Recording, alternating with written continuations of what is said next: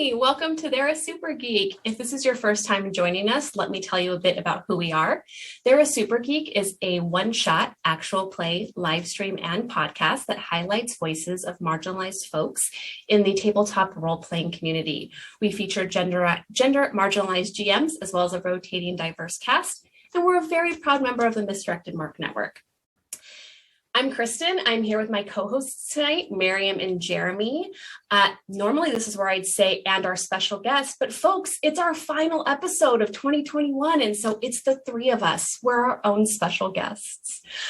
Before we get into our game, which is False Protagonists, designed by the very talented Jeremy, we're going to go ahead and do our introductions. So I'll go first. Again, I'm Kristin. I use she, her pronouns. You can find me on Twitter at KristinIsNoJedi. I am a RPG game designer, writer. I do this wonderful live stream with some of my favorite people every other Thursday. And I also do some podcasting. I can talk more about my projects at the end, but for right now, I'll go ahead and pass it over to, I don't know who, Mariam, passing it to you. All right, I got it. Hi, everyone. I am Mariam, and you can find me on Twitter at media_junkie. I do a lot of things in the TRPG sphere. I write, I stream, I podcast, I do stuff when I'm not here on alternate Thursdays, but this is our last one for this year.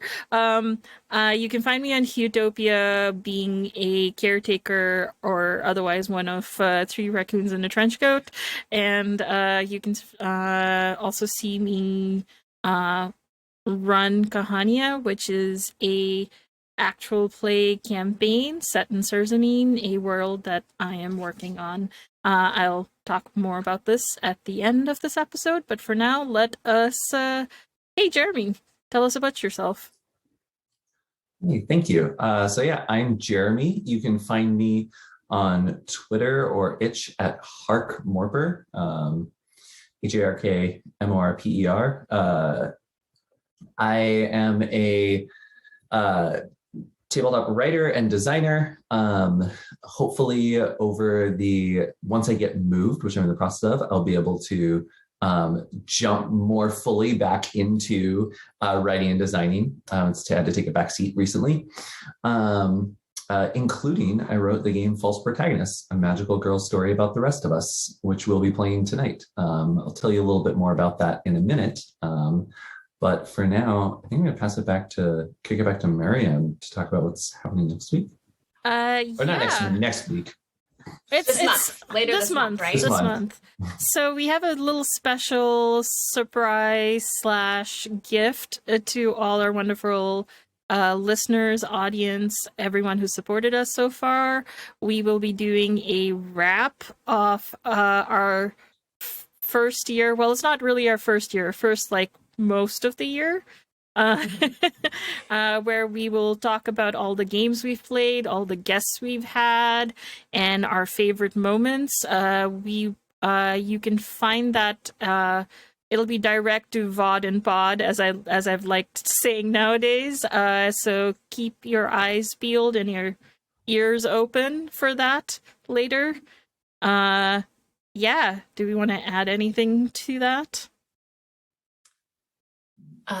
Just that I'm really excited about it, because in looking back through some of our shows, even though we haven't done a full year, we've played some really great games and had some fantastic guests.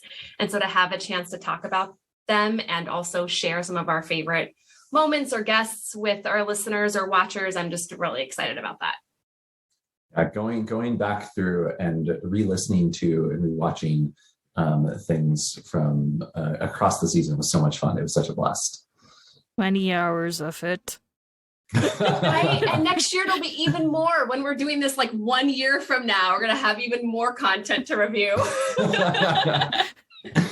Let's start from the beginning rather than trying to do it all in one go. We will, Mariam. We're going to keep notes. Yeah. Well, maybe we'll recruit audience members to tell us their favorite episodes or favorite moments along the way too. That's a good idea. Yeah. Brilliant. So always keep your eyes peeled on social media. Definitely, we if we have the opportunity and moment, we will definitely add our audience favorite moments in as well if we can. So yeah, for sure. Cool. So, False Protagonists. Jeremy, do you want to take this away? Yeah. Thank you both. For people who follow me on Twitter, you already seen me rave about this a little bit. Ramble, maybe. False Protagonists, out of all the games I've released, this is definitely the game that's the most personal to me. I think it's the game that's the most, that really means the most to me. It's a lot of things. In it, we'll take on the role of queer teens in Megacity, in a city that is protected by the Guardians, a set of queer magical girls. You'll hear more about that. Everyone will hear more about that in a minute. But it's just it's a game that's about queer heroes and queer community, and that experience of reflecting on the ways in which your heroes are heroic and the ways in which they might be less than heroic. And what do you do with that as you're growing up and you're trying to decide who you want to be and the role you want to have in community? What do you do with that? I don't know. I'm excited, and huge thank yous to the designers of For the Queen, Alex Roberts, and to our own former guest Anthony Nomo for the both the work they did designing For Our Family and designing a guide on how to create a Descended from the Queen game called Descendants of the Queen, which was a huge help to me as I was designing this. With that, if y'all are ready to jump in, I am. Yeah, let's do it. I'm excited. So, let's get through that. So I'll get started. So to get started, really quick for our audience, we are playing this game on StorySynth. The game is currently available only in a digital format. You can play it on StorySynth so that all of us are synced up and can see the cards changing at the same time. During parts of the show, we'll be showing those cards to you all as well. So to get started, take turns reading cards aloud. Whoever reads a card should hit next card when they are ready for their turn to end. I can go. For years, the Guardians have watched over Megacity. You don't know where they came from or who they are.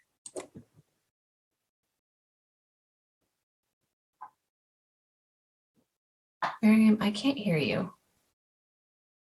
Oh, yeah. That's because I muted my mic. Totally, we're professionals here. So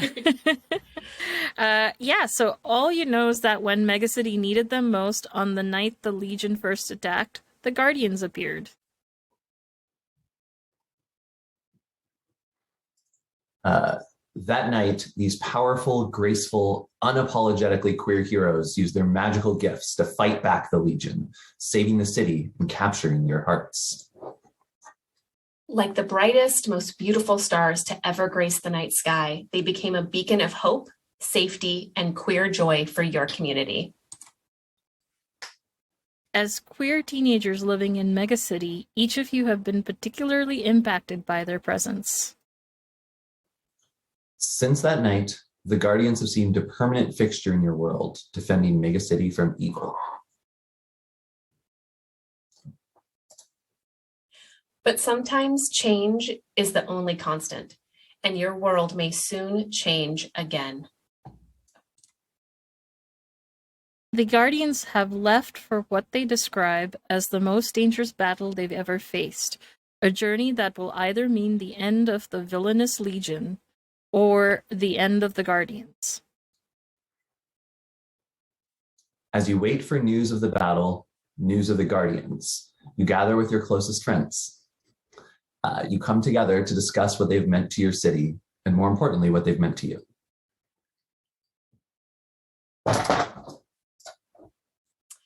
Before we begin, let's find out a little more about the Guardians. The next card will give you 5 archetypes to choose from for inspiration. Look through the options and decide as a table which one you want to center which one you want at the center of the story you're creating. Once you've chosen, answer the 2 questions as a group. So this one is a long card, but maybe you can just take turns just reading the description of each of them. Sure. And then we'll decide together which one we want as our guardians. Mariam, do you want to start? Sure. Who are the guardians? The power couple. The guardians. Oh, are we picking which one, or are we reading each one out first? Sorry. So yeah. We'll take turns just reading a description of each. The description of each. We can skip the questions for now. We'll come back to those for whichever one we choose. So there's the power couple. The guardians are a dynamic duo whose queer love for each other is so palpable they almost seem to be made for each other. They embody the strength that comes from growing with someone who inspires you to be your authentic self. The polycule. The Guardians are a team of 5 unbelievably powerful warriors connected through far more than teamwork. It's widely known they're in committed non-monogamous relationships with each other, and they embody the freedom that comes from defining your relationships on your own terms. The found family. The Guardians are the most famous and powerful found family the world has ever seen. Although they are clear that their deep love for each other is platonic, they're equally unambiguous about their queerness. They embody the support that comes from working together to create the families and communities that we deserve. The next one that we have is the idols.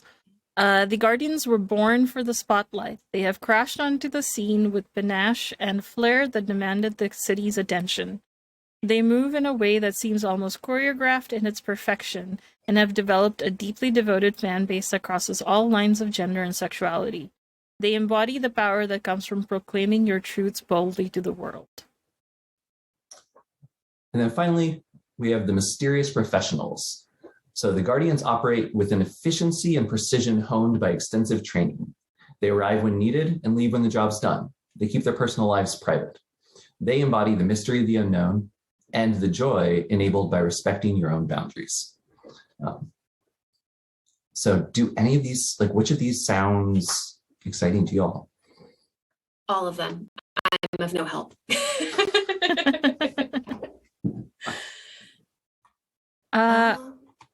I think we might get the most drama from either the power couple or the idols. Actually, no, the mysterious professionals. I feel like a lot of drama can be found, since we're not playing them, we're the background characters of them, that those two might be where we might find the most drama.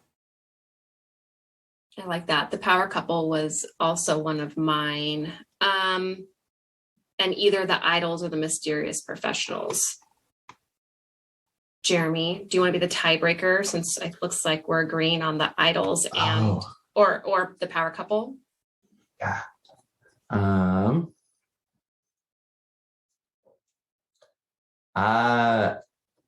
really curious about the mysterious professionals. Okay. Yeah, or the power couple. The mysterious professionals, I think, are drawing me right now. Let's do that. So, okay. So if we choose the mysterious professionals, we have 2 questions that we answer as a group. How do you know they're queer despite the value they place on privacy? And what theories do people have we heard about the mysterious organization they work for?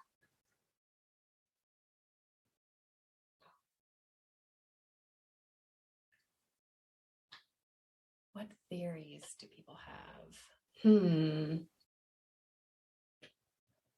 So how do you know they're queer despite the value they place on privacy? I think their costumes kind of give that away, or at least it reads it, because whether or not they intended it to be that way, each one is a different pride flag color theme. Yes. I love it. I love it. Yeah, I like the idea that they're coding as really queer to folks who would recognize it, who would read it that way. Mhm. The one of them's got the Justin Bieber lesbian hair. The what is it? The side cut, the side shave. Mhm. Yep. Mm-hmm. Yes. Love it. I like that for not that we can't go back to that question, but what theories do people have about the mysterious organization they work for? Since I have thought so much about magical girls, I like the idea that it's off planet, like it's like for lack of a better term, the corporate office, the headquarters of these mysterious professionals is somewhere off planet. So we haven't ever visited it or seen it. And that's part of what has like made the theories and rumors exciting, right? Talking about what that could be like, what that could look like. I love that. And that's like I wonder if that's part of the reason that they show up and they disappear, but they've clearly been training. So they've got to be doing it somewhere where no one can see them. So it's off world. Yep. Off world. Yeah, exactly. Love it. Cool. And we'll find out more about them as we go too. Okay. Do we move to the next card? Yeah. Okay. I think I was the last person, so I'm gonna. I guess I go. Sure. Or yeah, sorry. Yeah. I've been doing producer stuff, so I'm a little distracted. You're very busy and we appreciate you. Great. Okay, so the setting. Decide together where your group of friends is meeting to talk about the Guardians and recent events. Ooh. So do we decide that now, or is there another instruction to the card?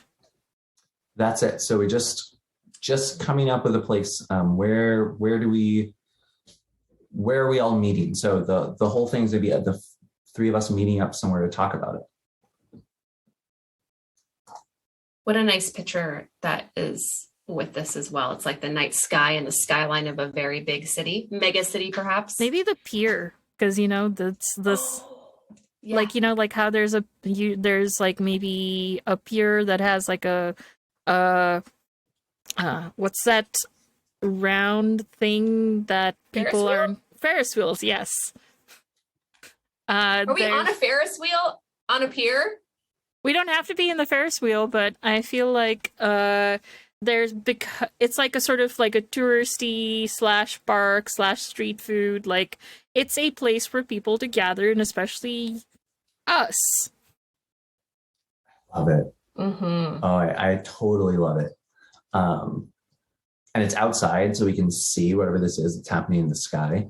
Yeah. Yeah. Oh, that's great. And because it's such a busy place, I feel like it has been the site of maybe multiple magical girl incidents as well. So we've had first-hand view of some of the things that happen. Yeah. I mean, a magical girl definitely came down on the edge of that pier and did like a transformation sequence over the water, right? That for sure happened one day while we were there. Oh yeah, it did. Here's a question. How old are we? Are we like also teenagers? Are we older? Like, is that something we decide here? So the setup is that we're teenagers. I mean, that's a wide range of how old we are. So Yeah. I kind of like sort of like the 16, 15 age range, because we're old enough to have maybe some mobility of like parents are not expecting us to be home super early. Mm-hmm. Yeah. I love it. I like that. I like 15, 16 right in there. Perfect. And we're still in school together. We're still in school. We're still in school, and the whole Ferris wheel and street food and everything still captures our imagination versus going to a nightclub. Oh, that's great. That is great. Yeah. Oh, I love We're it. still too young to think about going to hit up clubs. We are. And honestly, if like 30 plus me, if I had a choice between go to a club or go to a place like this, I'd probably want to go to a place like this. Yes. Walk on the pier and eat like an elephant ear. Yeah. Yes, please. Awesome. Jeremy, you want to add anything? I think I'm good. That sounds perfect. Okay. I think it's me, right? Yep. Oh, the next one says, all right, let's jump into the rules for gameplay. Yay. Once you've finished reading the instruction cards, play will continue around the circle with prompt cards. On your turn, read the next card out loud and answer any questions on it.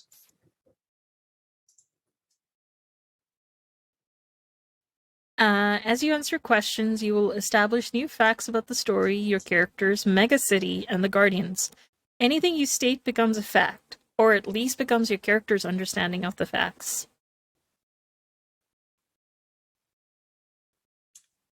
When you answer a question, feel free to involve other characters. If you want to involve a PC, check with their player to make sure everyone is on the same page. Important. The active player has full authority to interpret the current prompt. Other players may offer suggestions or ask you questions, but it's ultimately up to the active player or to decide to answer follow-up questions or incorporate suggestions.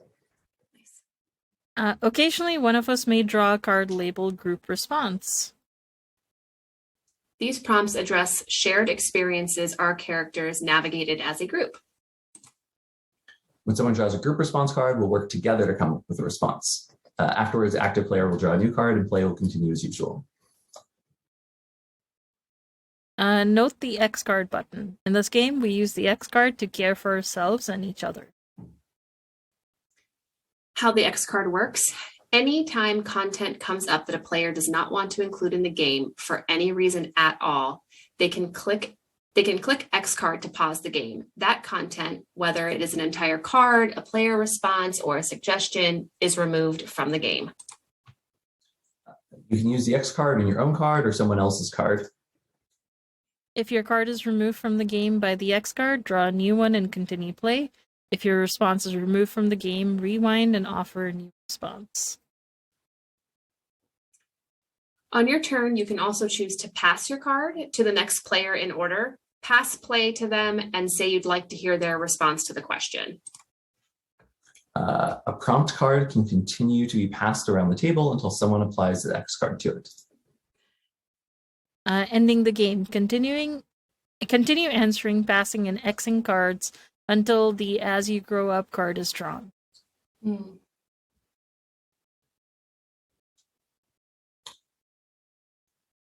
Kristin. Sorry, it's not changing on my end. When that card is drawn, each player should answer it in turn. Then the game is over. Let's get started. So you're going to hit the next card button to begin, and it's going to pass to Mariam. Who's going to start us going. Okay. The Guardians saved the life of someone you care deeply for. Who was it? How did you thank them? Ooh. I'm actually going to say, if it's okay, it is one of you, or maybe both of you. Mm. Yeah, I'm cool with that. And we were about to ride the Ferris wheel when the Legion came, and as usual, unhinged the Ferris wheel, and it was going to roll over the two of you if the Guardians didn't just come in and grab you in the nick of time. And that. How did I thank them? I think at the time I said thank you. Yeah. That's genuine. You can absolutely correct me. In my mind, when you said the Ferris wheel was going to roll towards us, I imagined us being younger and Jeremy's character and I just like in the movies, like hugging each other and like looking at this Ferris wheel, but like not moving. deer in the headlights. Exactly. Just screaming, ah, but doing nothing to save ourselves. But you can change that. It's your card. No, that actually works really well. I feel like we were all maybe like if we're answering all of these while we're like 15 and 16, we were maybe like 11. Yeah, I like it. So my follow-up question for you is,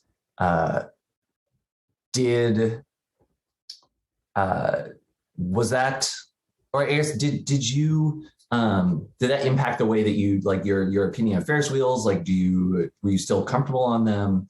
How comfortable were you just coming to the pier after that?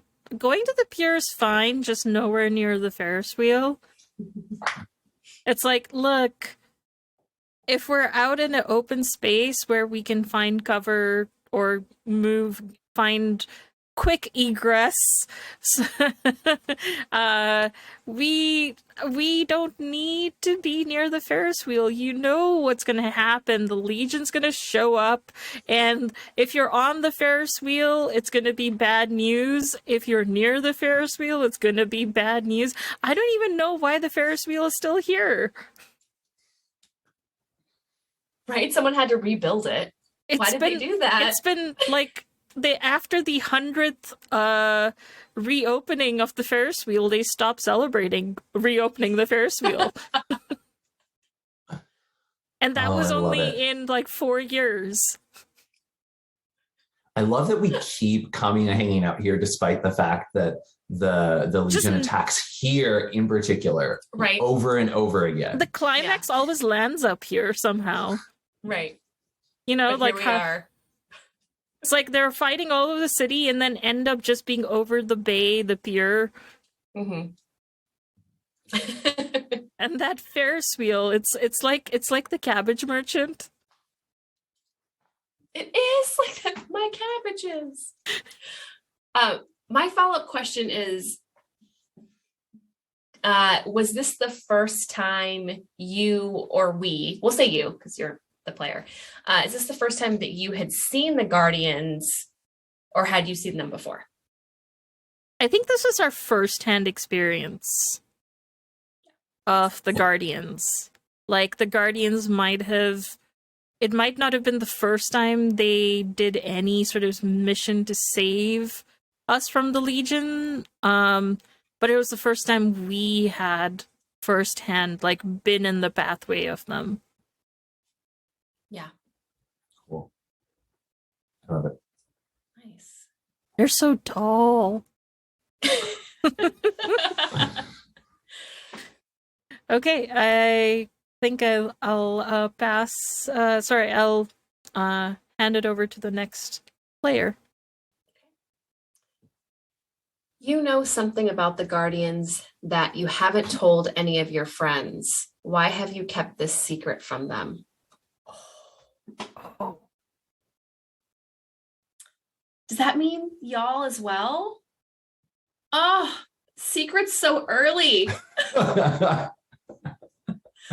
And after that nice memory we just had. I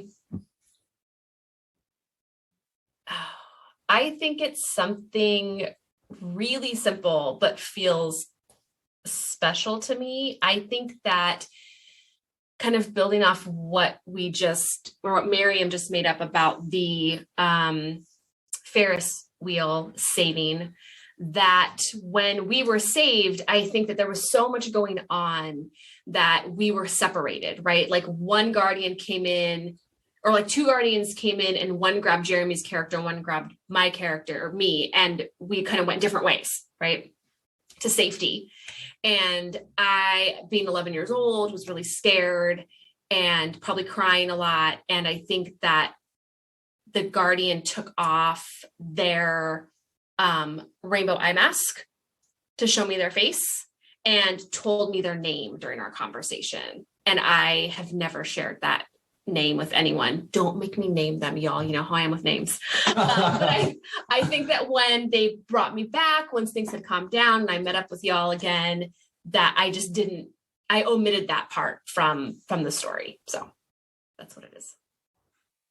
Now, was that on purpose, or was it like shock and everything, and by the time you realized, oh yeah, that was kind of important, then you were like, oh, maybe I shouldn't?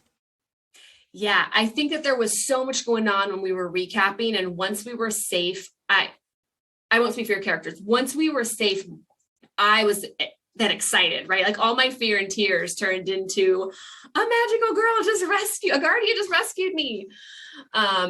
And so I had forgotten about it or didn't mention it. And then after going home that night, realized, oh, that's something they said just to me. I'm going to kind of hold on to it. And then as time passed, like with most things, it just gets awkward to bring back up. And so I haven't brought it back up. I'm curious, were they familiar at all? Ooh. Either at the time or later on? Did you recognize them?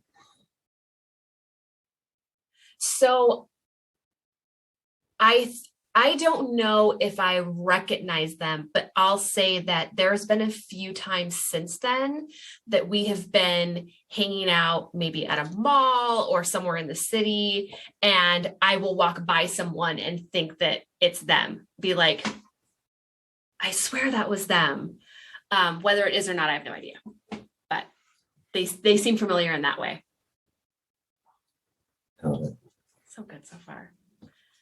All right, I'll pass it to Jeremy.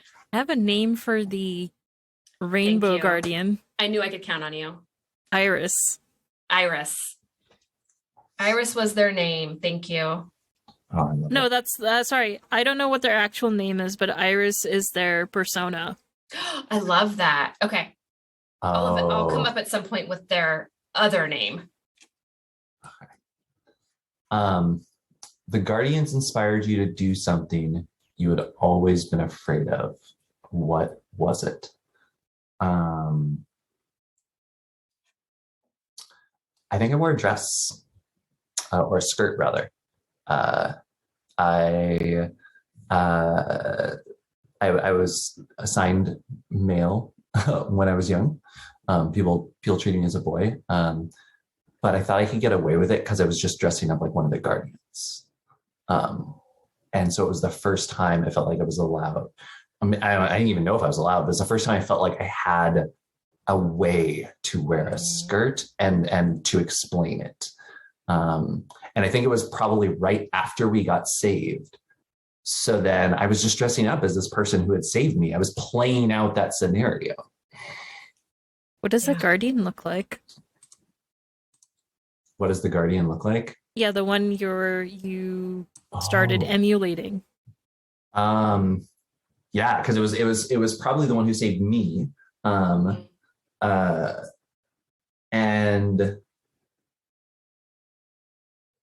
so I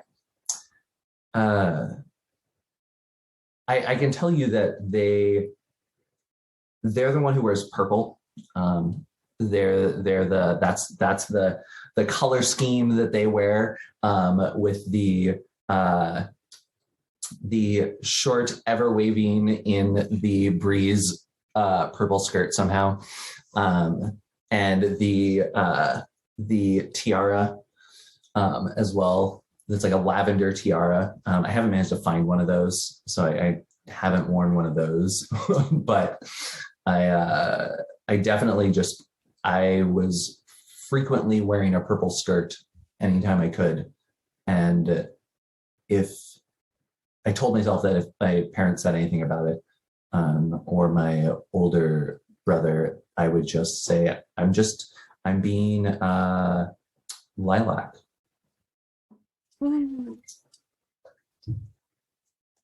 How did you feel after a full day of wearing a skirt? Like after you saw everyone and went through your normal day, how did you feel afterwards?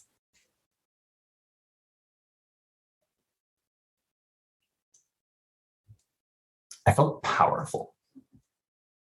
I think that's how I felt. I love that so much. Yeah. I think I felt powerful. I don't know if I would have put that word on it at the time. But yeah. But looking back now. Looking back, that's the word I would use to describe it now.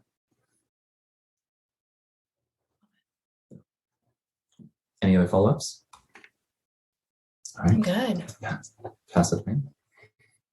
Some people were shocked when the Guardians collaborated with an oppressive organization. What do you regret about how you responded? Ooh. Need a moment to think about that question a little bit. Fair. That's a good question. Partially to parse it as well. So, at some point, the Guardians Keyword. collaborated with an oppressive organization. I'm going to say it was something like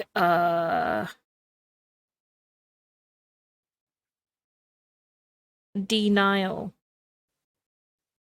is the name. It's like Okay. D and then Nile, Mm-hmm. but it's the name of a person. That's the name of the person and their thing, but it's like Denial. Love it. I love it. And it's sort So of good, like Mariam. this big box website where you can buy everything and anything. And they offer free shipping. No. Oh, you're brilliant, Mariam. Denial.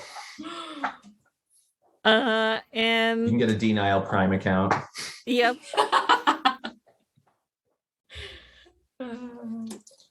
And I think it was very much it was very much I think they had to work together to get rid of a much worse and bigger enemy. I'm guessing it's probably the Legion that they were working with a rival company to it or something of that sort. But the thing was the fact that these Guardians were helping Denial just made it so like it just felt like, oh, you've basically you're no longer the guardians of the people, you're the guardians of the oppressors. And I think when, again, as usual, the showdowns keep happening in the section of the pier, that when the guardians pass by us, I may have spat on them in disgust. Wow. Wow. And looking back, I completely regret it.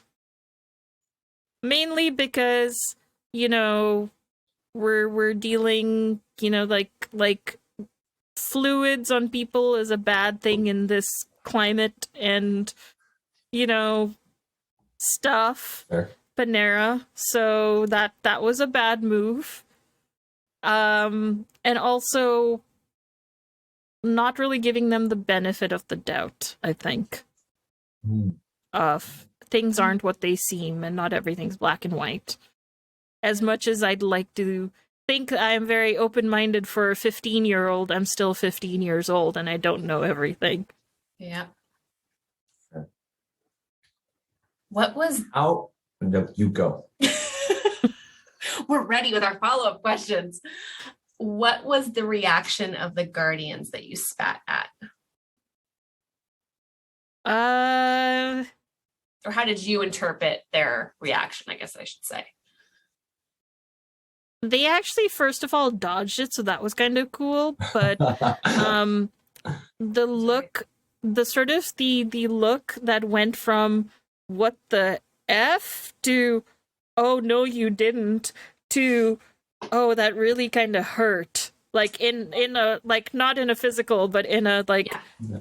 "oh that hurts." Seeing all those three emotions, I think, kind of made me regret it, but not in that moment. It was sort of the next day. I was like, especially once the truth had come out, that, oh, that was uncalled for and actually really bad. They've saved our lives again and again. And there was no sort of generosity or faith in them. I love it. You answered my follow-up question as well, which was going to be, how long did it take you before you regretted it? Oh yeah, the news was everywhere the next day, and then I was just like, oh, now I feel like a big asshole. Did this happen recently? Because you said 15, so this happened somewhat recently. Yeah, I would say Okay. this happened like maybe a couple of weeks ago or something. Okay. Did anyone else other than the Guardians see you spit on them? Or spit at them? Just the two of you, because you're always around. We're always spending our time together. Yeah. Mm-hmm. Okay. And I will actually throw a question back to the two of y'all. How did y'all react when I did that? I mean, you can also say a little bit about how you felt when in response to this question, but like, did you react, or was I the only one who actually reacted?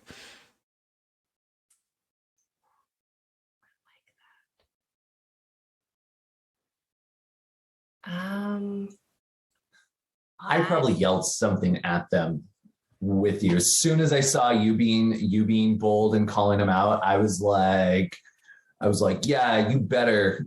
Like when they dodged, maybe I just shouted something that tried to sound cool. I was like, you better run, or you better dodge, or I don't know. Yelled, you better run at a Guardian. You better run.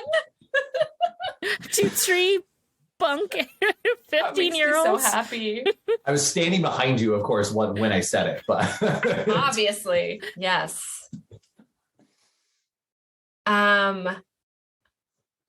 I'm gonna say I did not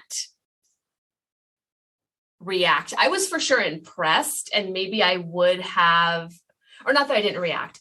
I'm gonna say I didn't join in with yelling or anything like that, and I think it's because I was absolutely impressed that you spat at them, because I didn't have the like instant guts to do that, and in my 15-year-old mind, that is like standing up for what's right. Like you did like a cool thing, is my first response. But I think that the person maybe walking next to that Guardian was Iris. And so then I immediately was like, oh, but this is the person who saved me. And so I didn't say anything. Mm-hmm. So did I can name a third Guardian, but do you think my phlegm hit Lilac or Iris, or was it someone else? I think that's probably your call. I agree. Yeah. Do you want to make up a third now, or if not, you can absolutely say it was Iris if you don't want to invent. I'm actually gonna say that it was a third Guardian. I'm gonna say Sylvia, because and her colors are like the pastel blue, pink, and white. Ooh.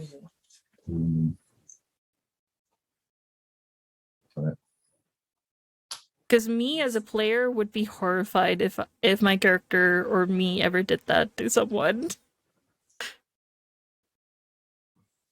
Fair. Oh, love it. Okay. All right, next. Why do some people think the Guardians care more about fame than helping people? How do you know they're wrong? I feel like this kind of naturally follows the last question. How cool is that? I think that right around the time, probably before their like brief partnership with this big box, Denial. Is Denial a person or a company? It's the name of the CEO and also the name of the company.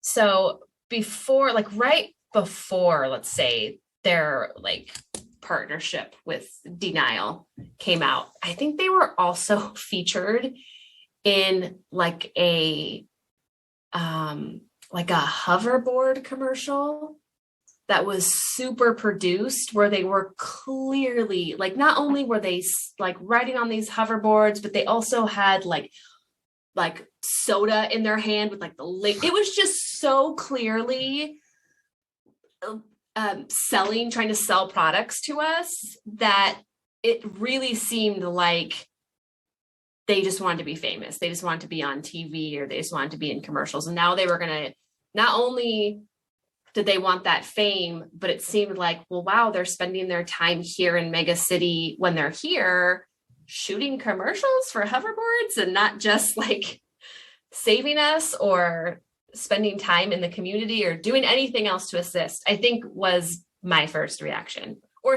it says some people. So I'm going to say like maybe some folks that we go to school with had started talking about that. The second part of the question is, how do you know they're wrong?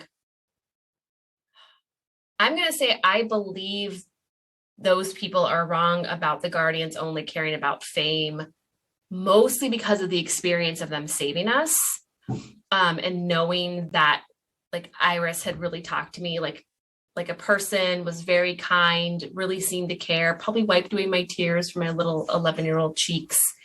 And so I can't believe that they really care more about fame than people.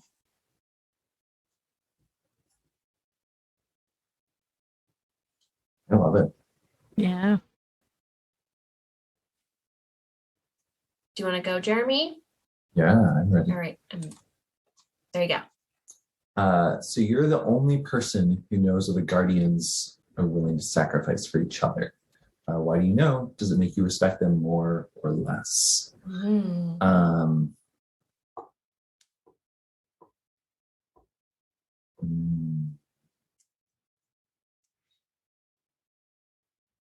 So I think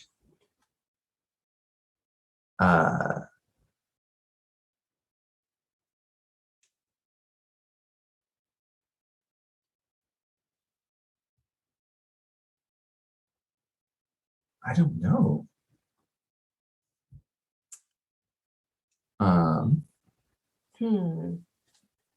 Another secret too, because if you're the only person that knows, that means you haven't shared it with us. Yeah. Yeah.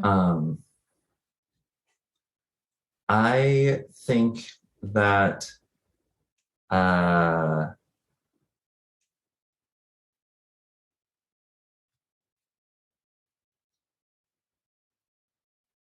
I think that maybe, so one of the fights that happened, there was a fight that happened not at the pier. It happened it happened while we were at school. And it happened outside, outside the school. And I think that I was ditching class. I think that I had like said I need to go to the bathroom or something. And I literally just was outside. I was like 14. And I wasn't doing anything. I just really didn't want to be in pre-algebra. And so I was chilling outside, and a fight started out there. The Guardians and the Legion appeared. The Guardians were there right behind them. And so I was caught separate from the building, and everyone else was told to stay inside. There was a lockdown, or there was a drill, a Legion attack drill. And so everyone was inside, and I was the one person who was outside. And so I saw them, and I hid, and I was totally safe. And the Guardians won like they always did. They scared the Legions away. Or they fought the Legion, and they fought them back into the void. But when they were afterwards, as they left, they were kind of checking in on each other. And I saw how injured one of them was. And it was Sylvia in particular. And Sylvia had earlier in the fight had thrown herself in front of a blast and gotten in the way to protect Lilac. And they put up a good show, I think, for the audience in general, but I heard them talking and I could tell that Sylvia was really injured. And that was just something that I saw. And I don't know if it impacted the way I respect them. It changed the way I think about them. I think I thought about them as more connected to each other than I had realized. I don't know if that changed the way. I think I respected them a little bit more. I think I was excited to see that like they have those kinds of bonds with each other, the friendship with each other. They care about each other because I hadn't seen them care about any other individuals in quite that way. Mm-hmm. So, yeah. Has that changed how you view your relationships? Literally my question. I may or may not pay more attention to the needs of my friends than myself right now, because I learned that that's what heroes do. You know, like that's what you're supposed to do. You're supposed to sacrifice everything and let yourself get hurt to make sure that your friends are okay. And so, like, much later in life, maybe I'll look back and say, oh, I was really bad I had really unhealthy psychological boundaries at that point in my life. But a 15-year-old me just feels like I'm just such a good friend. I just really care about my two besties. And I would do anything for them. I would throw myself in front of a train for them. Is that what ride or die means? Yes. Specifically that. In my mind, that's exactly what that means. Yeah. Awesome. Okay. I think on this note, this is probably a good time to take our mid-show break, and we'll be back in a couple of minutes for more False Protagonists.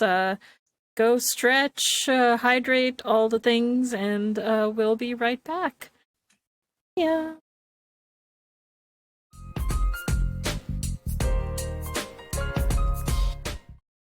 Hello, everyone, and welcome back to They're a Super Geek. We are playing False Protagonists today, which is written by our very own Jeremy. And it is a Descended from the Queen GM-less, dice-less game about magical girls and the other people. We play the other people. And it's all about queer communities and heroes and parasocial relationships, and definitely having some feels in our... Before we went into the break, we had basically made 3 of the Guardians up, and the 3 of us have been friends, and we survived the Ferris wheel attack of when we were 11. And a lot of things came from there. And it is now my turn to answer a prompt. And the prompt is, there's something about the Guardians that many see as a flaw. Why do they think so? Why don't you? Ooh. I think they see... This is the other people, of course. I don't certainly see it that way. I think they see the Guardians as reckless and essentially a bad luck magnet. Of like, oh, you know, if we see the Guardians, trouble is just around the corner. And because the Guardians, it's almost this weird thing of, because the Guardians exist, trouble just keeps happening. If the Guardians weren't here, the Legion wouldn't be here, troubling us people. And I think that happens a lot when every time the Guardians have saved us, that it's now this reverse association of, because they save us, people keep trying to attack us. Yeah. And I don't think so, because it's again putting this weird mentality of like if the heroes didn't cause so much damage or didn't didn't go around saving or creating such a big target on us by showing up, then we wouldn't have all this trouble. But people forget that the Legion came first, and whatever's happening to the city is very much the Legion's fault. And the Guardians are really the only ones equipped to handle them and or stepping up to actually dealing with them. And sometimes we forget that when all we see is the damage and destruction that the Guardians leave behind. Yeah. Like the Ferris wheel. All 99 of them. All 99 of them. Actually, at this point, it's probably 150 of them. We just stopped counting after the 100th. Yeah. Oh, right. It was just after the 100, there was no more like grand reopening. Yeah. My follow-up. So I'm sorry. Were you done? Because I already have a follow-up. Yeah, question. I'm done. I just jumped on that there. No. Who is someone in your life that feels that the Guardians are problematic because of the reasons you just explained? I think definitely the adults in our life, and definitely my parents. I think when we got rescued, for whatever reason, it was never captured in the news, because I think it would have been several things. Like, there were other things happening, so I feel like, and if it's okay with your characters, our parents don't know that we almost died to a Ferris wheel. Yeah. And we're too scared to tell them, because if we do, we wouldn't be allowed to go to the pier again. Mm-hmm. Yeah. Although they already are kind of like, do you really need to go there? That's where stuff happens. It's like, no, we're fine. See, nothing happened. Nothing has happened. Nothing has ever happened to us while we were there. I like that. Mm-hmm. Love that. Okay. Oh, is it my turn? Yeah.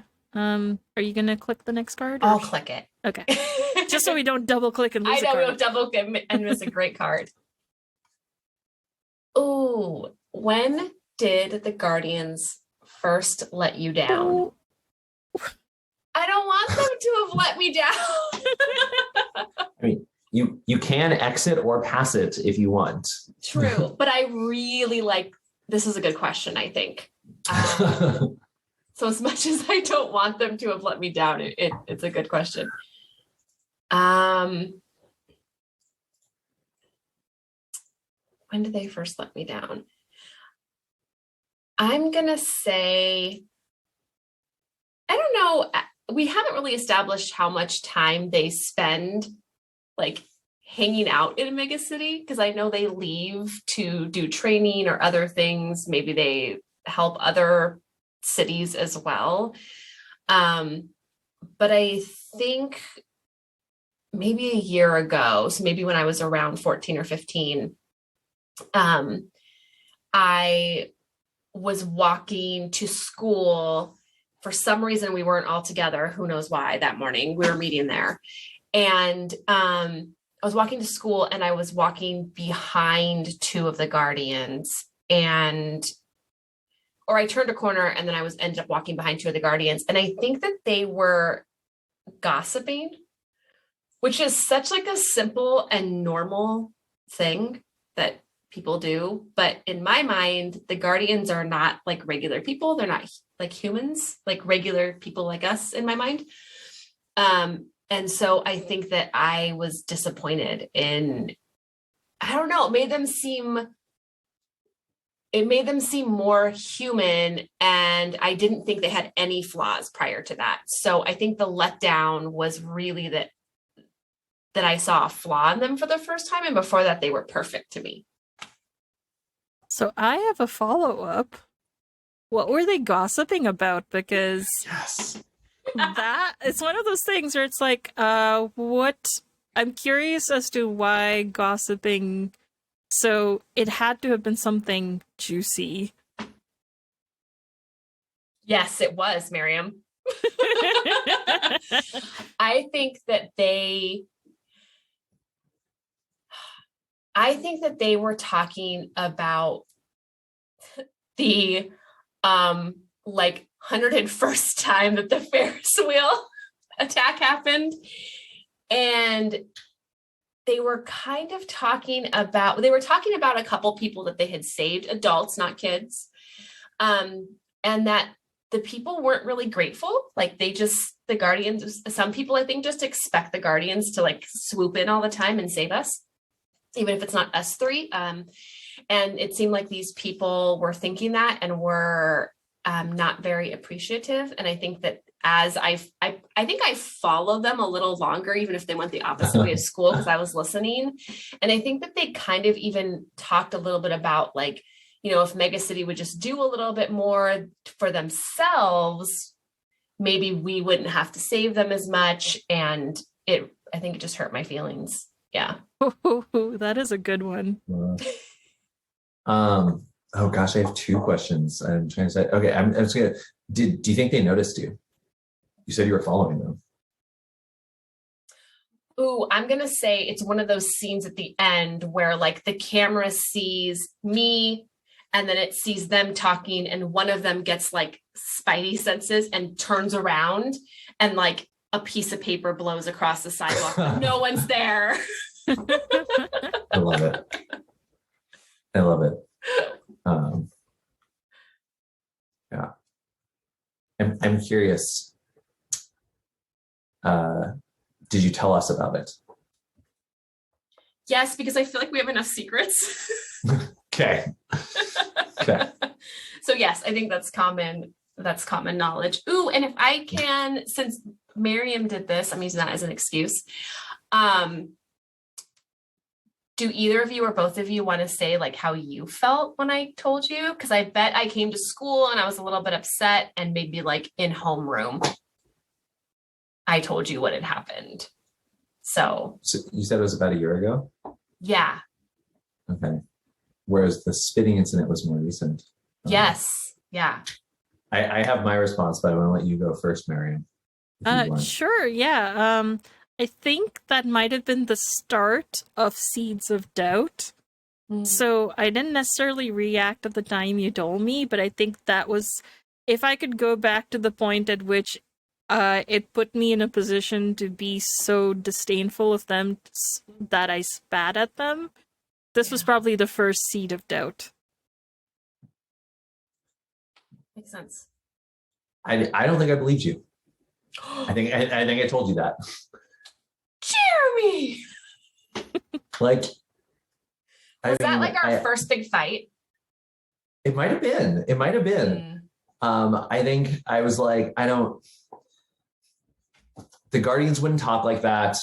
Like, they care about this city more than anyone. They and everyone knows they don't just hang out. Like, how would you have seen them? And if you followed them, how would they have not noticed you? I don't believe it. Like, you don't have to tell us stories for us to care about you, to like you, to think you're special. Also, you're not very sneaky. It's true. It's so true. Yeah. Oh, I like that would be, I like that reaction. And I also like that would be our first big fight. Poor Mariam, stuck in the middle. Yep, and I'm just sort of like, I'm just a spectator, just watching the match. Yep. Oh. That was a good one. Oh, did you click the thing? I did. So I'm next. That's really funny. The next card is, you once got into a fight with a friend over the Guardians. Who was it? And do you regret it now? You could probably expand on it. Yeah, so I'm gonna expand on it. I got in a fight with Kristin, yeah, because you were well, because I thought that you weren't telling the truth and that the Guardians wouldn't act like that. I think I do regret it now, because clearly at some point I got to the point where I was shouting at the Guardians, "You better run." So I think that there were things that started to happen in between there, that I started to see things that caused me to question. I think much like Mariam, I think that was probably the thing that sowed the first seeds of doubt, at least the first ones that really stuck. But at the time, I didn't want to hear it. So I regret it now. So you were in denial? Ouch. Yeah, and that's why I was particularly upset at the Guardians for being denial was defensive. Yeah. I saw myself in them and I didn't like it. Yeah. No, I was so yeah, I definitely regret it now. I don't think I've told you that, but I do. That was my follow-up question, is have you told me that? I am not that emotionally mature. That's fair. That's fair. How do you think we made up?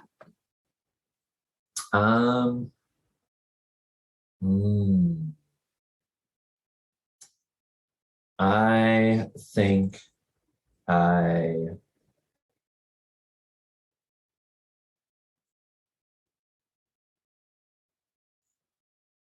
May I make a suggestion?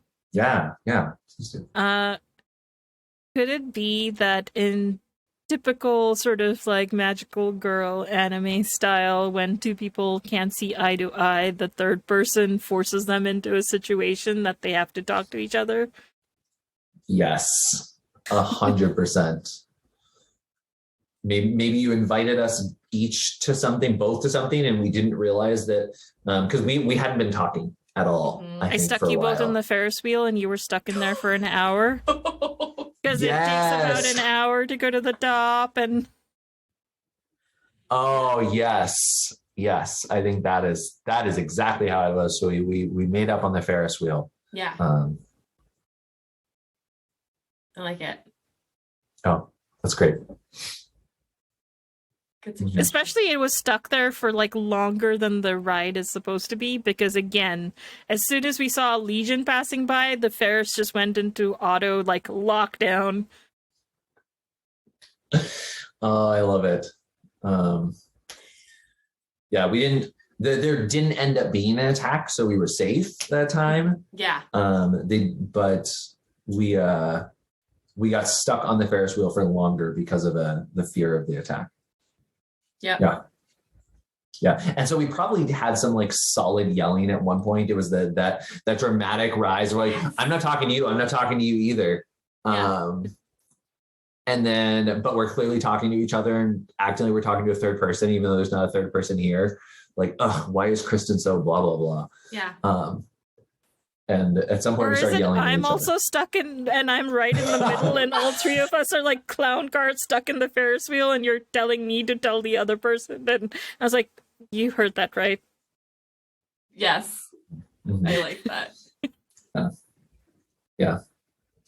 And before long we're yelling. And I think at some point I yelled, I think I said something about like, I just don't want to believe it. I just don't want to believe it. Oh, I think that after silence, my response to that was to compliment either your skirt, your nail polish, or your makeup. But I want to say what your character was wearing. So I think it was like silence. And then that was my olive branch of like, okay, that was... Because I'm not emotionally mature enough at this age to talk this through. I love it.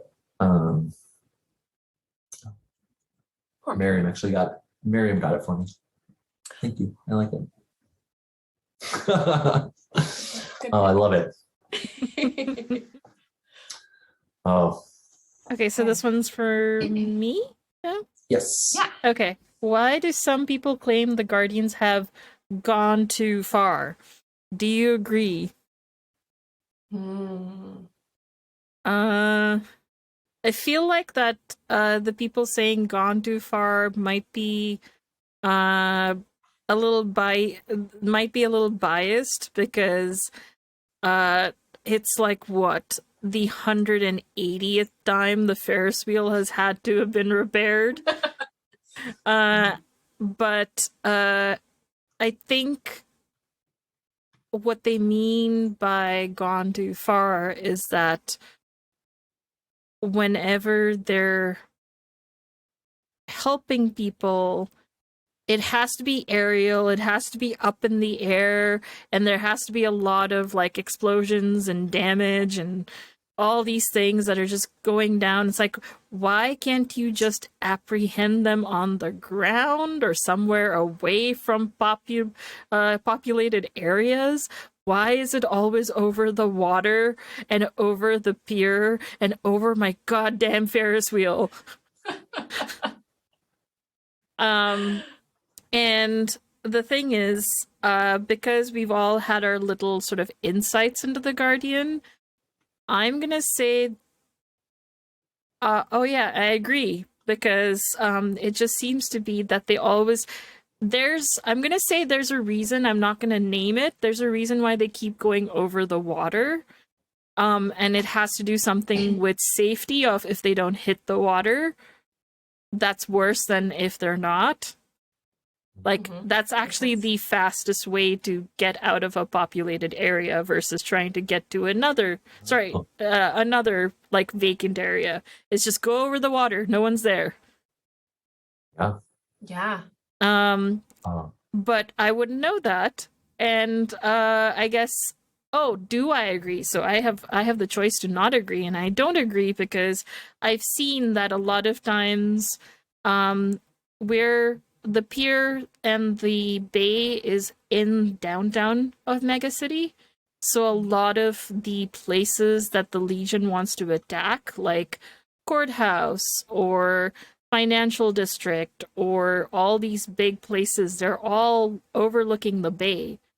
So it's natural that all these attacks, when they reach their action climax, that it's going to be very close to a lot of populated people. I don't quite understand why the Legion is doing what they're doing, but it seems to be trying to hurt as many people as possible.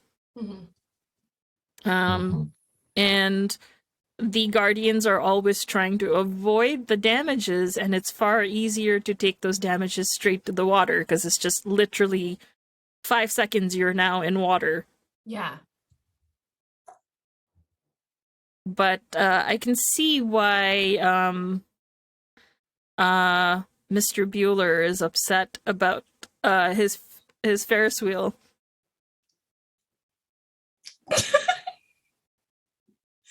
Oh, Mr. Ouch. Bueller is really upset about that Ferris wheel. Yeah. So I've got a follow-up question for you. And I think this is a question that I actually asked you at some point. So you said that, I mean, what I heard you say is that part of it is that, like, you know, why do they have to be so flashy? Why do they have to be so big about everything they do? And I think at some point I asked you, like, do you think they'd be saying that if the Guardians were straight and white? Ooh. Oh. And my character asked that, like, and I had that exact face. I was like, oh, like first, like, why would you? Oh. Just immediately went, oh. Yeah.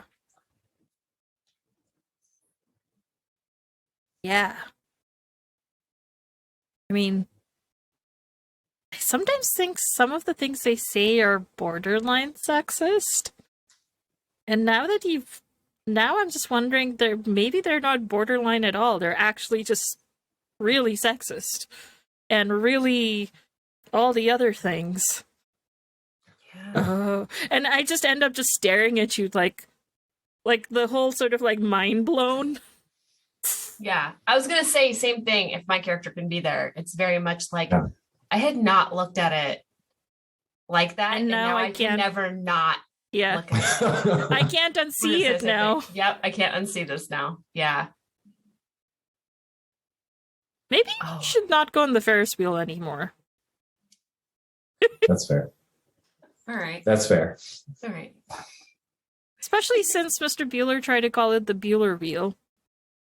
This did not work out well for him. No one No. liked it. Mm, That's when Fair that's when it actually got damaged in like daily until it went back to the Ferris wheel, and then it was Yeah. only damaged like once every 2 or 3 weeks. Not a coincidence. Mhm.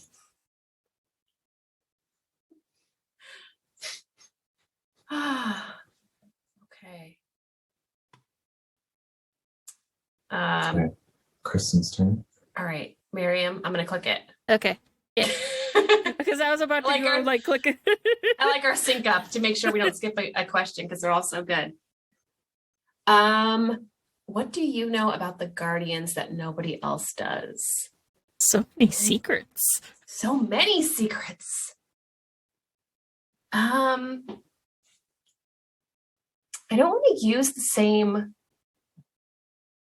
answer that I gave earlier about knowing Iris's, is it Iris? Yes, about knowing Iris's real name and actually being able to see their face.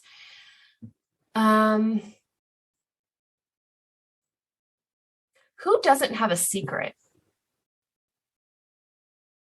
Mariam, would you mind if I passed this question to you since you don't have, your character hasn't had a secret yet? Yeah, sure. Huh. What do you know about the Guardian that nobody else does? Guardians. Oh, I think I broke the rules because you're supposed to pass it to the next person. Jeremy, That's I'm right. sorry. If you had passed it to me, I would have just passed it to Mariam. Okay. And that way, Yeah. and then Mariam could decide if you want to answer it or if you want to be like, I don't have a secret. Yeah. If you Next don't card. have a secret, we can go to the next card. It's up to you. I can't think of one right now, so maybe I'll just Cool. Yeah, Yeah. we can do that. I'll Yeah. go to, does that mean I go to the next card and kind of just start? Cool. Yep. That works well. It's a group Ooh. response card, everyone. There was a time that your group worked together to save a classmate. How did you find the courage? I love this already.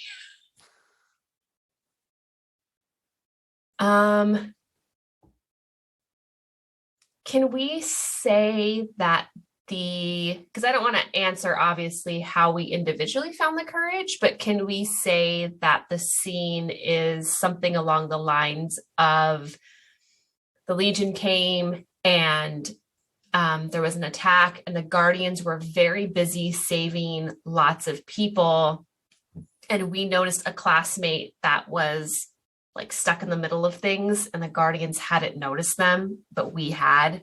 And so the situation is like, we need to kind of act now to help them. If that's okay, please feel free to Ah, change. Okay. ah. now do we want to lean into and we can totally just sort of like no more wheels. But maybe as the Ferris wheel broke for whatever X amount of time, one of the carriages fell into the water. So it was still like kind of floating, but it was Oh. filling up with water. Yeah. And because Yeah. it was like, okay, everybody thought the Ferris wheel was empty at the time, but I think our classmate had gone and hidden one of them. Mm-hmm. So, So Oh, are I we love that. noticing them like Yeah. in the water? Like now they're Yeah. calling for help? yeah. Okay. And that's Oh, I why love the it. that's why the Guardians didn't help, because the Ferris wheel wasn't really operating at the time, so they weren't Right. concerned. They weren't thinking about it. I like that addition a lot Yeah. because it's a time now. It's very time sensitive now, right? So we have to Yeah. either act or not act. And in my mind, my character even like looks around for a guardian, right? In like all of the chaos, like the camera pans and there's clearly no one else coming to help. I think that it's the person is a girl around our age in our class, in one of our classes. And I think that I have for sure had a crush on her for like the last 6 months. And so that's my courage. Oh my gosh. Yes, and I definitely be know the that. hero. Oh yeah, you both. Yes. Yeah. Oh yes. We have not heard anything else from you for the past 6 months. So true. And honestly, I think I have the courage just because I'm here with the two of you, and I think there's a piece inside my brain that's like, and besides, if all four of us, the three of us plus the person, were all in trouble, surely the Guardians would notice us anyway, and they would save us. So like we can go ahead and try and save this person, and like if it doesn't work out, they'll solve it, they'll fix it. I think my courage came from, again, because you're my friends, you know, the whole ride or die. And it was overcoming the fear of water because my character didn't learn how to swim yet. And the only thing I could do was maybe grab those floaties or something so that, because it's a bad idea to go jump into the water if you actually don't know how to swim. You're just going to be another liability. But it's like, okay, there was a point where I had to go into the water with y'all. And I was like, okay, at this point, it's not about my need to swim, but for me to be close enough in the water to like pull you or something of that sort. Yeah. So, it was still terrifying, but I did it. I actually put something on so that I could float, and I went into the harbor, like the bay water. Yeah. I love it. And can I add something as well? Mm-hmm. I think I realized that being here with the two of you, knowing that this is someone that Kristin has a crush on, seeing Kristin looking around, I think part of me was also worried that Kristin was going to try and save her on her own. And me not having a good sense of self-preservation, I might have been the first person who jumped in the water. Yeah. I think that makes sense. I was the first one to jump in because I was like, I can't let Kristin just do this on her own, so I'm just going to go for it. Yeah. Didn't think it through though. I didn't think about having a rope or something to pull back. Yeah, and that's where after you both jumped in, I was like, okay, but how are you gonna get back? Oh no. Yep. Love it. I like the addition of the group response cards. Yeah, that's really nice. Yeah. Okay, I'll click next, and then Jeremy, right? Yeah. I think so. Nice. In what ways is your community safer because of the Guardians, and in what ways is it less safe? So I think it's safer. The obvious reason it's safer because the Legion, they're the only ones who can fight the Legion. I think it's less safe because you mentioned that piece of like earlier, that piece of some people getting complacent. And so I think in particular, the mundane problems, people aren't dealing with them. My perspective is that people aren't dealing with them as much. Like there's too much of a sense of like heroes will save us. And so I'm not seeing as many people as I wish would step up to like call out the day-to-day things, whether it's the corporation like denial that is doing awful practices, or whether it's the person who's just getting harassed or bullied because they're seen as different, because they're for their sexuality or their gender or their race or whatever it is. And I'm worried that people aren't stepping up enough. At least, I mean, I'm 15. the circles I'm seeing, people aren't stepping up enough. Right. And I think that for me, that worries me. And it's weird too to me, because like my instinct was, oh, I see the Guardians doing this, I want to do that too. Mm-hmm. Which is clearly also not a healthy response always, but I'm convinced that I should be a hero. Right. I'm not seeing enough other people do it. Yeah, that makes sense. Yeah. I have a follow-up, which is sort of a two-parter, which is A, are the Guardians aware of this? And B, are they doing anything about it? I don't think they're doing anything about it that, I don't think they are. I don't think they're doing anything about it. No, I think that this is part of that mysterious professionals thing. I think they don't comment a lot on the day-to-day, the mundane, for whatever reason. I don't know why. I sometimes think, and maybe this is part of why I got to the point where I was shouting at them, but like, I sometimes think it's because they don't care.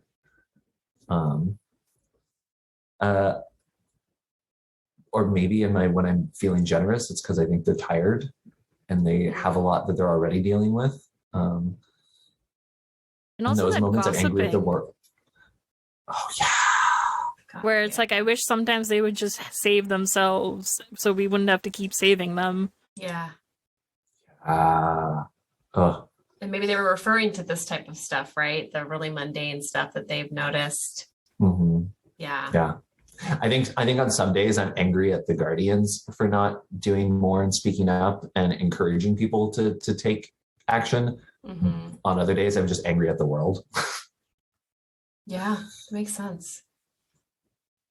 Do you think, I guess this follow-up question is not directly related to this question as much as more of a world building one, which is, do you think that there is a way that we communicate with the Guardians? And by we, I just mean citizens of Megacity. Like, you know how kids like write letters to Santa or superheroes? Like, do you think there's like a hotline or a place that we can, whether they write back or respond is different, but like, is there a setup like that? I have a couple of thoughts. I think that so I think I think that there are two different kind of responses to this in my mind. There's the things that we tell young, because they've been around long enough that now that when we talk to young kids about the Guardians, they have this semi-mythical sense to them. And so I think that like there are traditions where like classrooms of kids will do things like create the like paper lanterns and light them with like messages on them and light them and send them up and say like, we're sending messages to the Guardians. I think I, as a 15-year-old, don't believe that they get the messages that are burnt in fire. I'm like, that doesn't make any sense. But I think that someone's communicating with them. Like my theory personally, I think the city is communicating with them. I think that the city, I think it's probably the police or something. I don't know who does it, but someone's got to be calling them. That's my theory. Right. Should be some sort of signal sent out. Yeah. Yeah. Like I was wondering, like, is it more of like, like a distress call signal sort of a thing? Or is it more of a, like, here's this PO box that place to get fan mail. Is it fan mail or distress call sort of a thing? Right. Yeah, probably distress calls. Although I feel like some corporation or someone would have taken advantage of the fact, like, here's a PO box and go ahead and write your like wishes to the Guardians. I've derailed us. I'm sorry. No, I love it. I think that's fantastic world building. I love it. I think that there's absolutely a PO box that someone is claiming goes to the Guardians. And again, they seem to be backed by some sort of shadowy organization of some kind. Like maybe it actually does go to them. I feel like the fourth Guardian, Olive, is in charge of that PO box. Oh. I love it. Oh, I love it. Oh, Olive. And Oh. her place is called the Olive Branch. Of course it is. Yes, it is.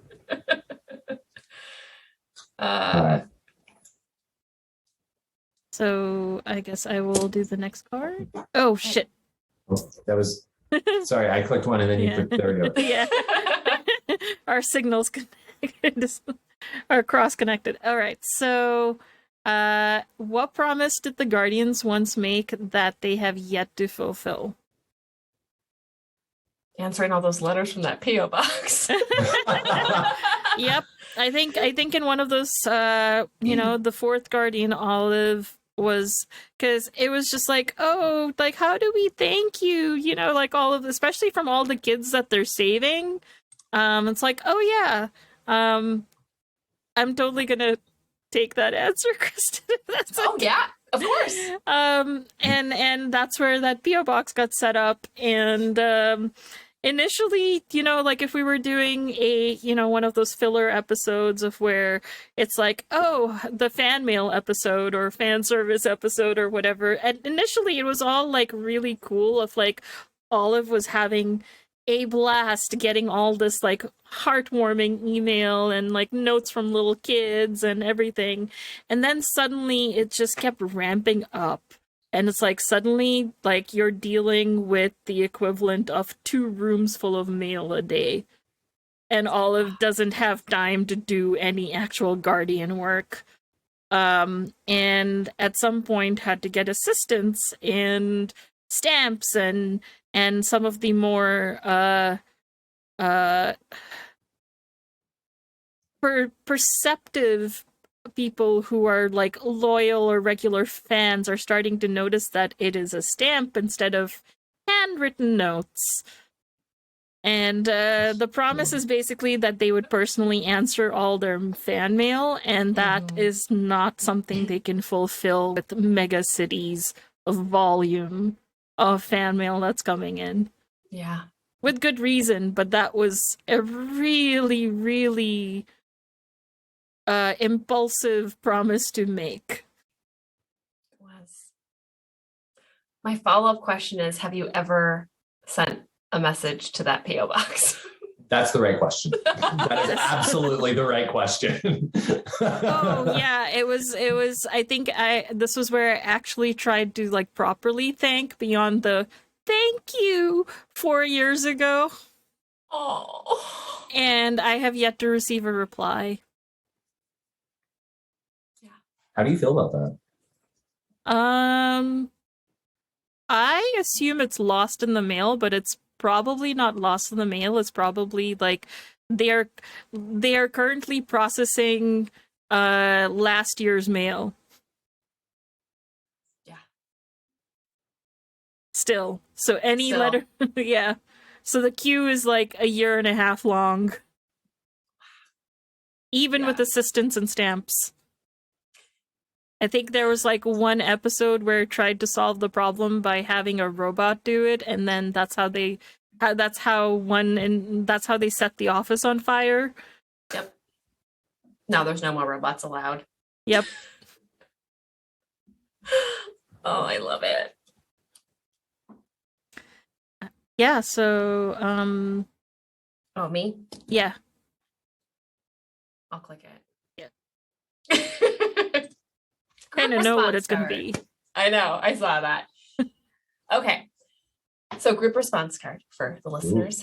The Guardians are there for the fight, but they leave before the cleanup. How has your group helped the community pick up the pieces after a Guardians battle? Ooh. That builds well off of what folks have already said. Yeah.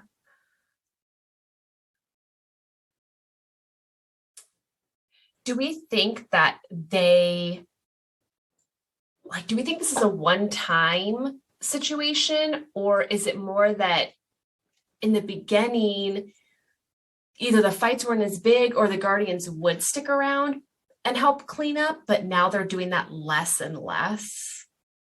Especially after Mr. Bueller really dissed them. Yeah. Okay. That makes sense. So how has our group helped the community pick up the pieces after a Guardians battle?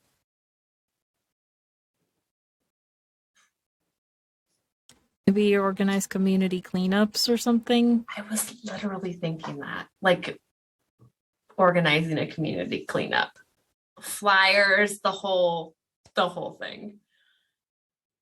And I think as this has started to happen a little more often, we like, I want to suggest that maybe like we're starting to see, and not just us, other people too, like the things that tend to be needed, the skills that tend to be needed, the things that tend to need to be done. Like we know that Ferris wheels got to be repaired every time. Mm-hmm. And so I wonder if like there are certain things that each of us maybe start like getting better at, knowing that it's something that needs to be done every time. I think maybe I help out Mr. Bueller with the tools and things to like actually like mechanically repair things that need to be fixed. Mm-hmm.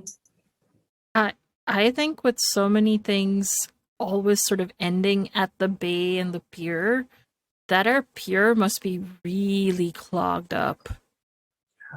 And the water and like especially the aquatic life and such. So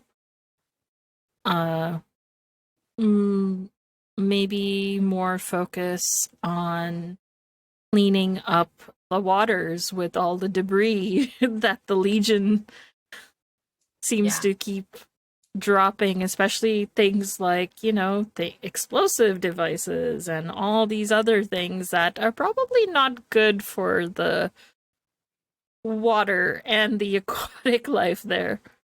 Mm-hmm. Also means I need to learn how to swim. We'll teach you. I got you. Okay, Jeremy. Here, I'll click it. I guess I've become obsessed with clicking next card. I apologize. Oh my goodness. Folks okay with this one? Yeah. Yeah, if you are. Yeah, cool. you are. Yes. So you lost someone important to you. Why do you blame the Guardians? So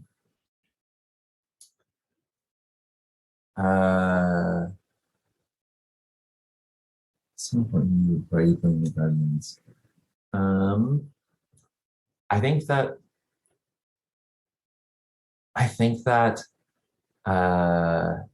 in the fight,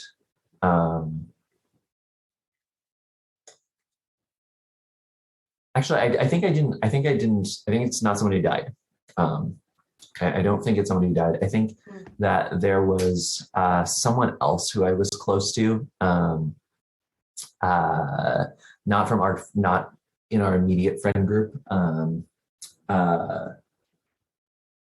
But actually, no, maybe it was someone who was in our immediate friend group, someone who we used to hang out with when we were younger. And they had their own friends as well. But we sometimes still hang out with them. And I was particularly close with her. And as I started to get more frustrated with the Guardians, and the ways in which I felt like they were messing up and failing, we had similar kinds of arguments to the one that me and Kristin had, but we had them much more frequently. None of them were as explosive as that one, but it was just a continual sort of thing, until we just kind of stopped talking to each other. And I blame the Guardians because, I think that like a lot of what I was trying to say was that it's great that they help with the big things. They fight the Legion, but they could be doing so much more, and they could be helping, especially if they didn't run away afterwards and leave. They could be helping us with so much more that's still important in our city and our world. Mm-hmm. My friend, former friend, she said that, she said things, a lot of mean things that I was just jealous, that I wished that I still wished I could be Lilac, and I was never going to get to be them. And it was the reason I was acting like this. Yeah. And I think I blame the Guardians. I think that if they would just do better, if they would do more, I wouldn't have had to have this argument. And yeah, I wish that she could see that, but I wouldn't have to even worry about it if it hadn't been for the Guardians.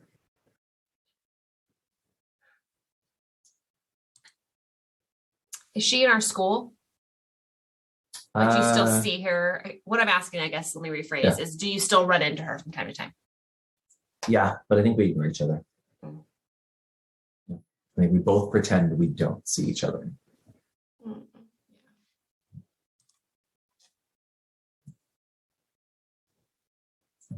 Wow, that's a big one. That was a good answer. Yeah. And I think we're going to go to the last card. Yeah. Okay.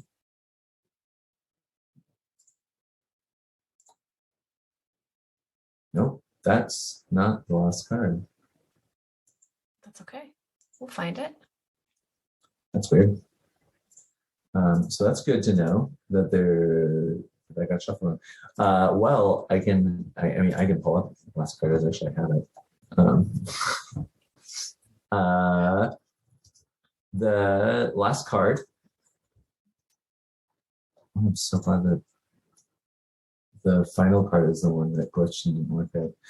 So the last card is so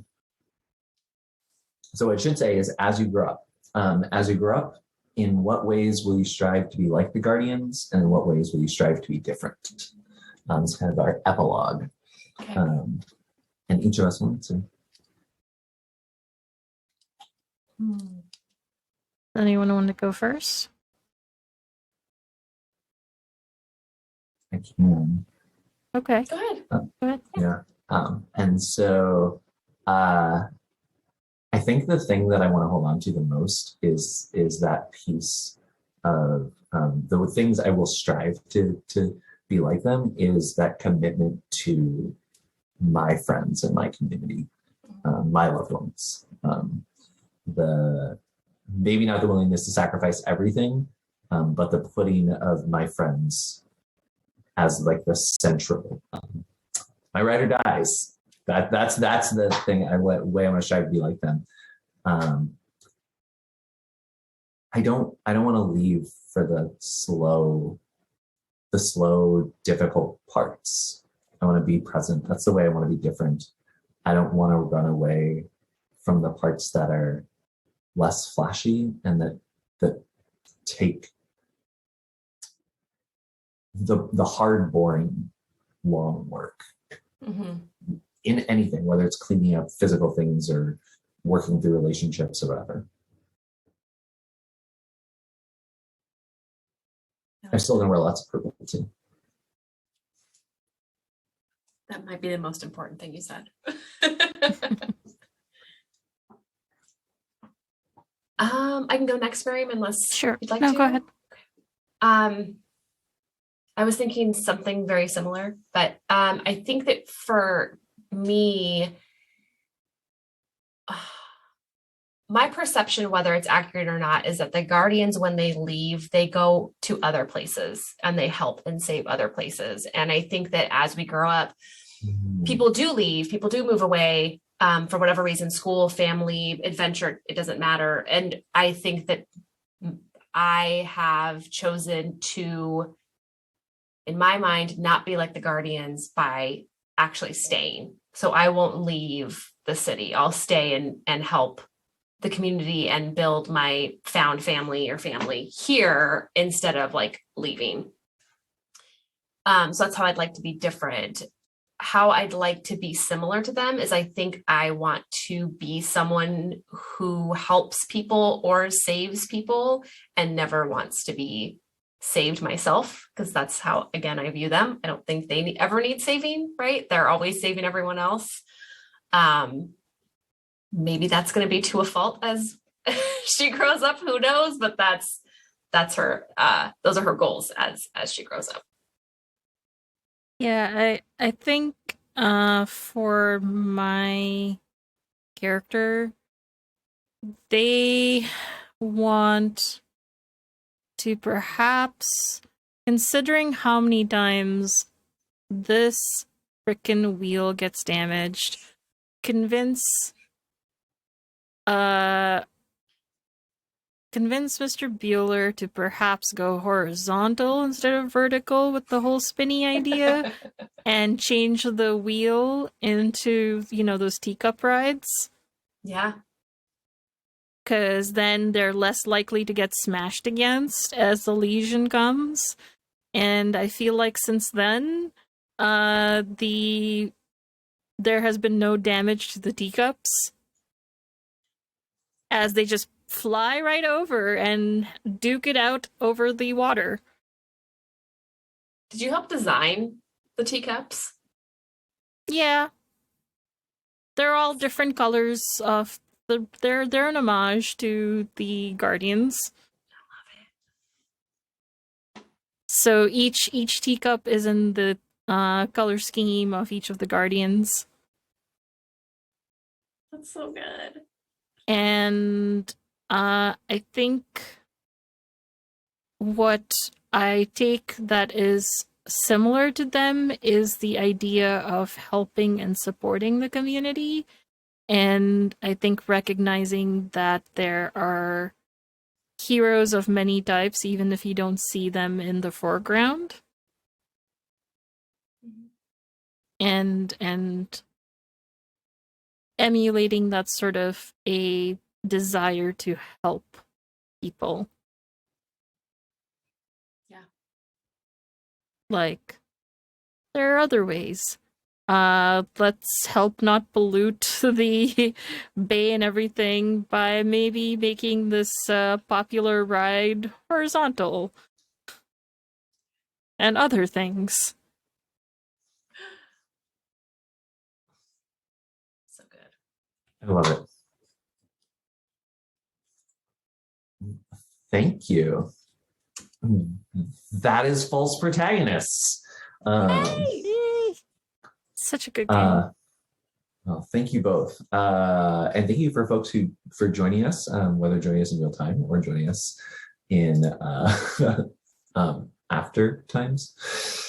I love that phrasing. In the after times. with the VOD or the pod. And yeah, so with that, I think I'm doing outro, right? Yeah. Yes. So thank you everyone for joining us for False Protagonists.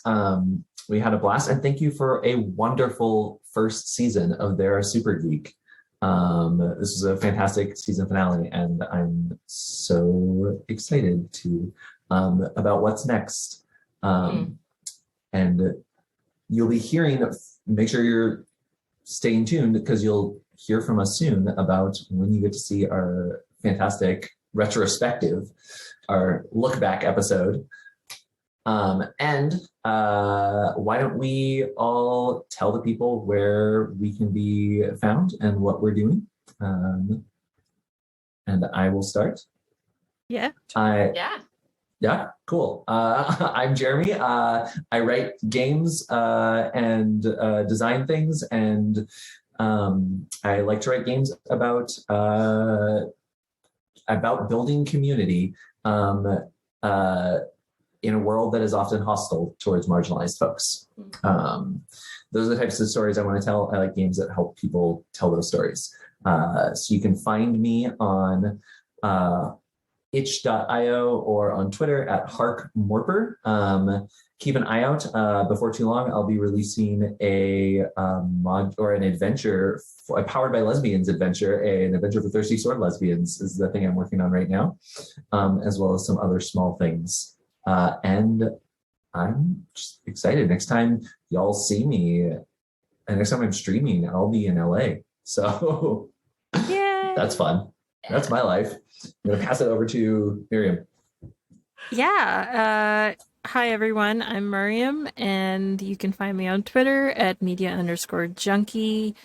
I absolutely love the both of y'all so much, and this has been such an amazing year. Doing this season, our first season of their Super Geek, going through all the games that we've done, and I am very much looking forward to what we'll do next year. And yeah, and good luck with the move, and just I'm trying not to get too emotional. Yeah, that's me. Hey, Kristin, why don't you talk? Hey, Mariam. Okay, I'll talk now.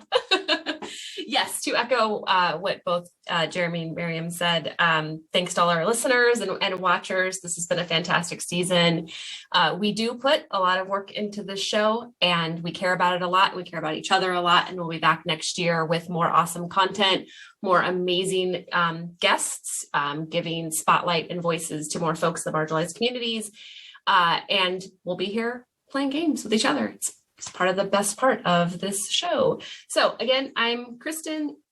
You can find me on Twitter at Kristin is no Jedi. My big project right now is Adorablins, which if you've been listening, I promise I'm almost done talking about because it's coming to Kickstarter in January 11th, actually. And so you can find more information about that either at diceupgames.com or on my Twitter at Kristin is no Jedi. But it's a fun mint tin pocket-sized family-friendly game or improv heavy game if you're an adult and want to play something silly and lighthearted. And I'm really passionate about it. It's supposed to teach young kids how to play a 2D6 system. And I'm all about teaching more folks, especially young folks, how to tell stories. I think it's very beneficial to us as humans. Yeah, so you can check that out. And I think that's it for me tonight. Except I love both of you. Heart hands.